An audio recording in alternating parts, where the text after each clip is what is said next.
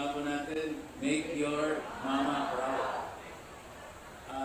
Ngayong araw po na ito, ang ika-isang taon na pagdiriwang ng pagpapasya ng taong bayan ng Laguna sa pagbabago po ng liderato ng ating lalawigan.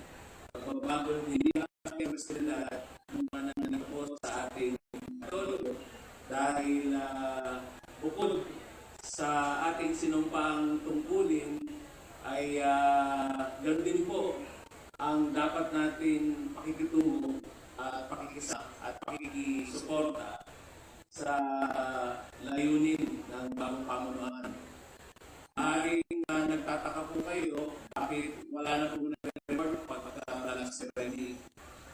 Hindi po nawala ng isa-isa ang flag ceremony kasi po inatasan po kami at nagtawing mga ligan na mga departamento at hindi lang sasabihin focus ang pakikinig ng ating mga kawiki sa mga inuulat po ng ating departamento. Nakakapagtaka dahil ito naman po yung accomplishment ng inyong departamento.